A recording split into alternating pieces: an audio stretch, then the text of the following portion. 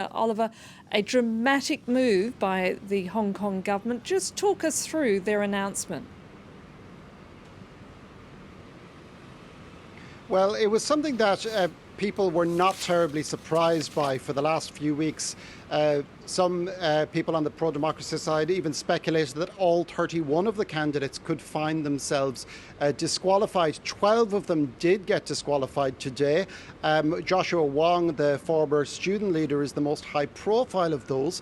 But there are also three sitting Legislative Council members and 5 District Council members. The reasons given are several. One of them is alleged support for Hong Kong independence or secession. Another is liaisons with foreign governments. Joshua Wong, of course, has had a number of very high-profile meetings with members of US Congress, for instance, but also Alvin Young, the leader of the Civic Party and a sitting Legislative Council member, wrote to Nancy Pelosi to encourage her to support sanctions on Hong Kong.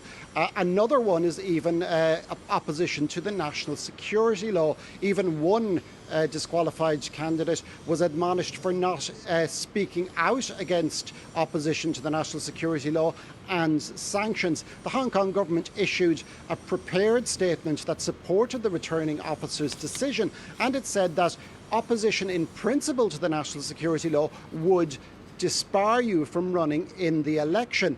This is something that the Hong Kong government has been doing regularly since 2016. The returning officers have been pressed into action to find people unworthy of running for election on technicalities. The government, as you said, says that it doesn't interfere with freedom of expression, but they're not really fooling anyone, because depriving people of running for election in this way is quite possibly unconstitutional under Hong Kong's basic law. So what will be the fallout of this move? Well, it's not even sure whether the elections in September will go ahead. There are rumours that the Hong Kong government will make a decision any time now, putting them back a year, which is what the pro-Beijing faction has wanted to do. They're presumably hoping that an extra year might allow the anger of the Hong Kong public to more or less subside. That remains to be seen whether that would happen. But certainly if they were to go ahead, and there's quite likely going to be more disqualifications, the government didn't rule that out, and the Democratic Party, which is the other big pro-democracy party in Hong Kong, has yet to have any of its candidates ruled on by the returning officer. So the pro-democracy camp will presumably find other candidates. They certainly have plenty, but there's also a possibility that anyone who ran in the primaries earlier this month could find themselves disqualified.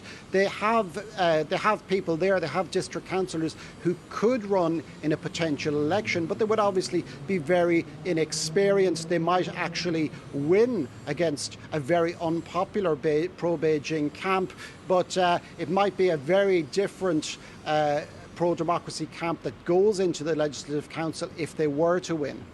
Oliver Farry reporting there from Hong Kong. Thank you.